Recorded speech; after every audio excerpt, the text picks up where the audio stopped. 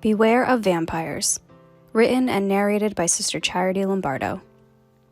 And for today's class, we're going to learn about vampires. Yes, vampires. Not the suck your blood on Halloween kind. We're talking the suck your spiritual energy kind.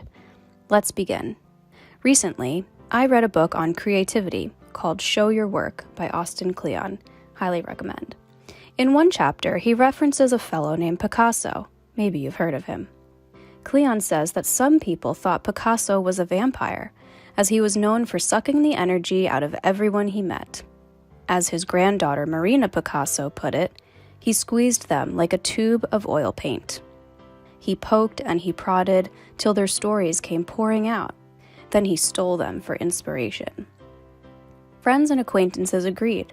After hanging out with Picasso, they felt anxious, nervous, depleted, while Picasso went back to his studio to paint all night with their energy, just like a vampire.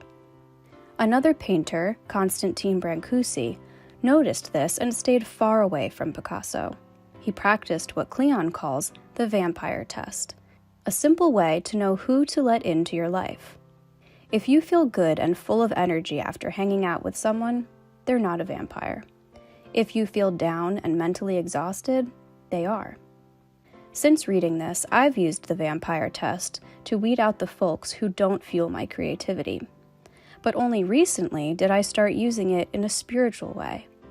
I started asking myself questions like, who fuels my spirit? Who supports my relationship with God? Who makes me excited about working for the Lord? Who brings out the optimist in me? Everyone else has got to go. I fell in love with this idea of pruning away the spirit suckers.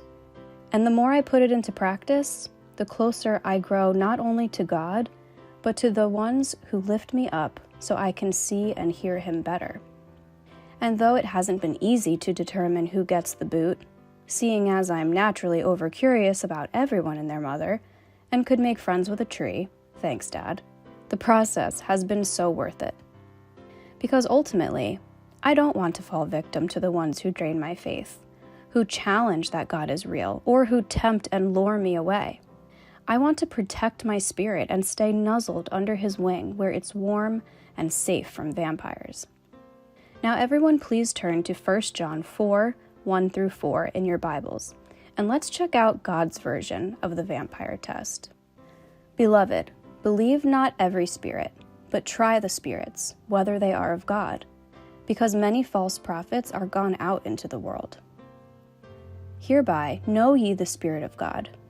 Every spirit that confesseth that Jesus Christ is come in the flesh is of God, and every spirit that confesseth not that Jesus Christ is come in the flesh is not of God. Ye are of God, little children, and have overcome them, because greater is He that is in you than he that is in the world.